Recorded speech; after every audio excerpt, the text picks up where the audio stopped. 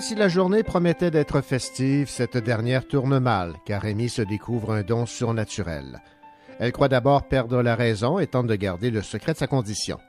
Pourtant, elle ne peut nier son appartenance au Carmessélia, surtout lorsqu'elle est aspirée dans une dimension inconnue, la terre des transcendants. Dès lors, un étrange rituel s'amorce, celui de son passage initiatique. Ce qu'Amy doit y affronter dépasse l'entendement. L'obscur rôde, ses choix seront lourds de conséquences, un sacrifice sera nécessaire. Comment Amy réussira-t-elle à s'en sortir?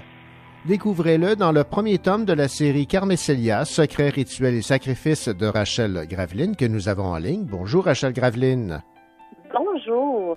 Rachel Graveline, la musique qu'on entendait en sourdine est celle qui a été choisie pour la bande-annonce de votre série Carmessélia qu'on retrouve sur votre site Internet, Carmessélia, publié par le Béliveau éditeur. Et ce que je peux déceler, Rachel, c'est que vous avez eu un malin plaisir à écrire ce premier roman et à entamer cette série de 6 tomes. Oui, en effet, ça a été un immense plaisir à écrire, entrer dans l'imaginaire comme ça, tout en gardant un pied un petit peu dans la réalité. Oui, il faut situer les gens. Amy est une écolière qui semble comme toutes les autres, mais là, ce qu'elle découvre, c'est ses pouvoirs surnaturels, des pouvoirs qui sont pour elle assez déstabilisants parce qu'elle ignorait même cette réalité.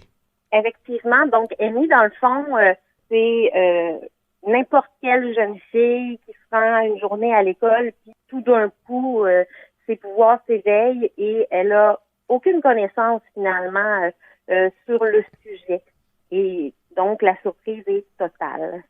Alors, il y a de la sorcellerie, il y a des rituels, un passage initiatique. C'est une histoire fantastique tout en étant contemporaine parce qu'elle fréquente une école. Elle a donc sa vie avec ses parents.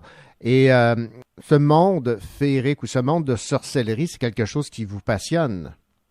Oui, en fait, moi j'aime beaucoup les sorcières, ça me parle beaucoup. Mais j'aime beaucoup le fantastique en général, mais c'est sûr que quand on parle de sorcellerie, de mystère, de hantise, de pouvoir, tu sais, il y a tellement d'éléments sur lesquels jouer, ça nourrit facilement l'écrit, je dirais. Amy découvre donc ses pouvoirs surnaturels, mais contrairement à plusieurs univers fantastiques, ce n'est pas particulièrement avec enthousiasme qu'elle accueille cette perspective. En fait, les super pouvoirs lui font peur. En fait, sa réaction, là, ça la rend peut-être un peu plus humaine, un peu plus réaliste. Oui, exactement. En fait, quand on lit du fantastique, souvent on a un personnage qui est plutôt fonceur, dont les réactions à ses pouvoirs sont plutôt positives, je dirais. Mm-hmm. Alors que, en réalité, si on se réveillait demain matin avec des pouvoirs surnaturels, je pense que notre premier réflexe serait tout d'avoir un peu peur, d'être surpris, puis de se demander si on n'est pas en train de perdre la tête finalement. Et c'est un petit peu ça que j'ai voulu injecter dans le fond, dans l'histoire fantastique, par le biais du personnage qui est complètement déstabilisé par sa situation. Bon, Amy est aspirée dans un monde parallèle. On parle de la Terre des transcendants. Parlez-moi donc de cet autre univers dans lequel elle plonge. La Terre des transcendants, c'est un univers assez vaste qu'on va découvrir étape par étape. Dans le premier tome, on en a un aperçu. Et évidemment, dans les sites, on va vraiment entrer toujours un peu davantage jusqu'au tome 3 où vraiment, là, on va être en plein dedans. Mais pour donner une bonne idée, c'est là où se retrouve le clan des Carmessélia. Les Carmessélia, c'est un regroupement de sorcières qui s'est bâti sur l'idée que l'on doit vivre selon le karma, sauf qu'elles se permettent d'insister quand quelqu'un fait un geste qui correspond pas nécessairement à l'idéal karmique, si je peux dire, d'évacuer la sorcière qui correspond pas à leur idée. Et évidemment, Amy, elle est confrontée à de nouvelles perspectives et elle apprend en fait un peu qui elle est grâce à sa grand-mère. Et celle-ci craint évidemment la façon dont les choses vont tourner. Je vais vous citer ici en page 39. « Il est hors de question que je te montre la sorcellerie de ce type, Amy. Il est impératif que tu comprennes que la soumission des autres à sa volonté relève de la magie noire. » Alors, ce que la grand-mère de Amy craint par-dessus tout, c'est qu'elle utilise mal ses pouvoirs qui lui sont attribués en quelque sorte. Oui, exactement. On a la notion de la sorcière bienveillante et la sorcière qui peut utiliser dans le fond sa magie pour mal agir et la grand-mère est là pour tempérer un petit peu les notions et tout le pouvoir qui lui tient entre les mains, je dirais là. Amélia, une main sur la poitrine, n'en croyait pas ses yeux, bien que contraire à ses souhaits les plus chers, elle sut qu'un jour Amy se verrait contrainte d'affronter l'obscur. Jamais elle n'aurait imaginé que cette épreuve viendrait si tôt. Effectivement, elle est plongée assez rapidement là, dans cet univers fantastique. Oui, effectivement, parce que là, ce qui va arriver, en fait, c'est que on va découvrir qu'il se passe quelque chose de plus gros sur la Terre des Transcendants. C'est les Karmastelia, l'Obscur, Rose, mais par l'intermédiaire de son passage initiatique, on va vraiment sentir que il se passe des choses un peu plus graves que simplement le rituel normal.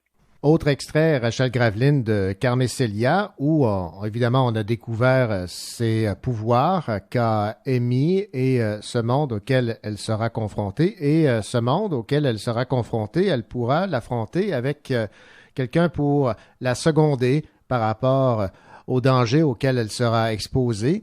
Et elle a un choix important à faire, Amy, qui va faire toute la différence. Je vais vous citer ici en page 128. Le regard perplexe d'Amy s'attarda sur Faël. Elle soupçonnait des capacités comparables chez Naïma. Cette dernière brûlait toutefois d'un feu ardent, une vivacité sans conteste guidait ses actions. Elle n'hésita qu'une fraction de seconde. En son âme et conscience, elle savait laquelle représentait le meilleur choix, mais son instinct la poussait vers une autre avenue. Regretterait-elle sa témérité insensée? « Je choisis Naïma, annonça-t-elle. Amy remarqua un léger tressautement sur la pommette droite de la guerrière, ce qui semblait être un signe délateur de son dédain pour la sélectionner. Est-ce que Naïma était impure? En fait, tout comme je disais, comme le clan est érigé sur les valeurs, en fait,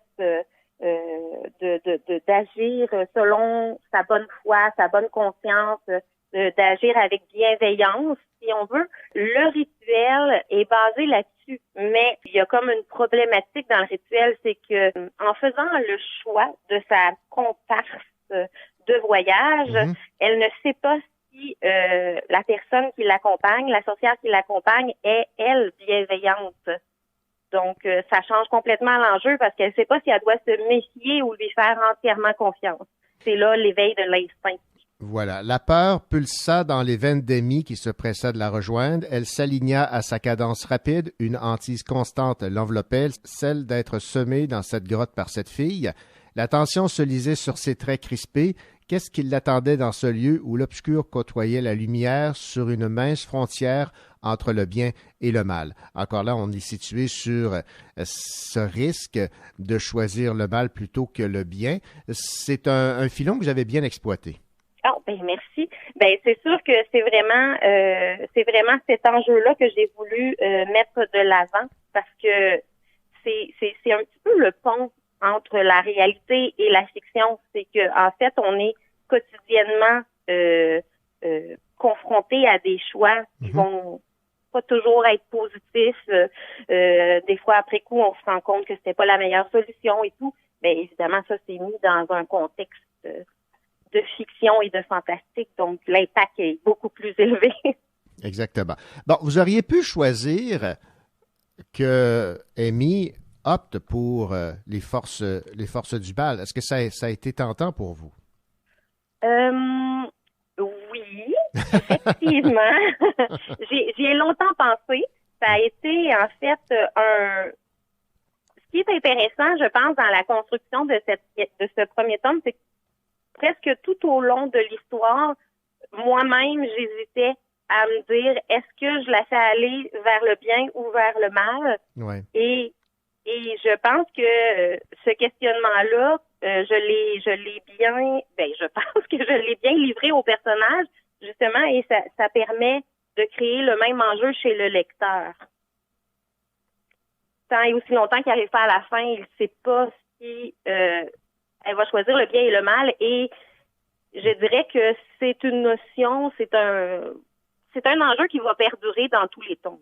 Il y a six tomes de prévus. Est-ce que tous sont déjà écrits? Vous en êtes où dans le processus d'écriture? Là, je suis en train de réviser le second tome et je sais ce qui va suivre dans les tomes suivants, mais ils ne sont pas écrits. Quel est votre rythme d'écriture pour ceux et celles qui ont aimé le tome 1, qui désespèrent d'avoir le tome 2 et les autres? Là, le tome 2 achève bientôt, donc je devrais l'envoyer à mon éditeur et évidemment, on va voir selon le calendrier d'édition jusqu'où ça se pousse. Et ensuite, le rythme d'écriture va accélérer parce que, évidemment, moi, je travaillais déjà beaucoup en bibliothèque et avec l'écriture et tout ce qui vient avec, j'avais un calendrier déjà très chargé, donc ça ralentissait mon rythme d'écriture, mais sinon, là, ça va accélérer puisque je travaille à temps plein sur l'écriture et l'animation littéraire jeunesse. Avez-vous quelques influences lorsque vous avez décidé de vous lancer dans cette histoire de sorcellerie, de fantastique, de secret, de rituel? C'est toujours une question intéressante, les influences, parce que c'est tellement difficile de dire d'où ça vient directement. Moi, c'est sûr que j'aime beaucoup la mythologie, j'aime beaucoup les contes. Les contes de notre enfance nous habitent toujours un petit peu, là.